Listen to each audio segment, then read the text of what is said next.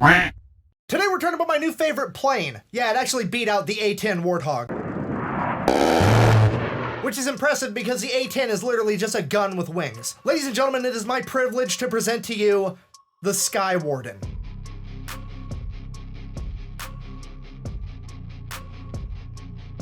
Yeah, that is an up-armored crop duster with rocket launchers on it. It looks like somebody maxed out the starter item in a video game. It's actually an air tractor 802 if you wanted to get technical. Uncle Sam just ordered 75 of them to the tune of $3 billion. All right, so what does a $40 million crop duster get you? Well, it's got bulletproof windows, a heavily armored cab and engine compartment, self-healing fuel lines, the ability to jettison all of its fuel if need be, reinforced landing gear allowing you to land virtually anywhere, and it is absolutely packed with ISR equipment. ISR is an acronym which stands for Intelligence, Surveillance, and Reconnaissance, basically making this a spy plane.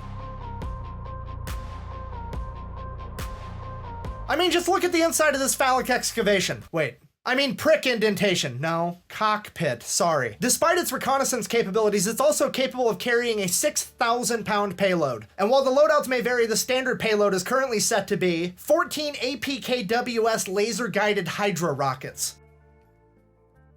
Yes, these are the same ones we already talked about in the vampire video. I'm trying to tell you it's basically an acoustic version of an F-22. But that still raises a question, why do we need an acoustic F-22? This is primarily going to end up being used by special forces. The advantages to that are it can land virtually anywhere, and it actually has a 6-hour loiter time. So if there's a special operation going on, the Sky Warden can just do donuts around the potential battlefield for up to 6 hours, providing valuable intel through its ISR equipment, or yeeting the spicy toothpicks at people if necessary. To put that loiter time into perspective, the A10 Warthog, probably the most used ground attack plane in the last 3 decades, only has a loiter time of an hour and a half. And the Sky Warden is also unimaginably cheap compared to literally anything else. For example, with the A10 again, the A10 is also considered very cheap. And for every hour the A10 is in the air, there's $20,000 in maintenance to be done. Compare that to the Sky Warden, which is less than $1,000 per flight hour. I'm trying to tell you the aerial ass whoopings do not get any cheaper than this right here. So why do I like it more than the A10? Because it's a fucking crop duster, that's why. You understand the level of disrespect that goes with that? The amount of psychological harm to the enemy. Nobody wants to be the guy getting murked by a plane with a propeller in 2022. Like if you wake up dead and you gotta explain to all your buddies in the afterlife you got taken out by an A10 Warthog,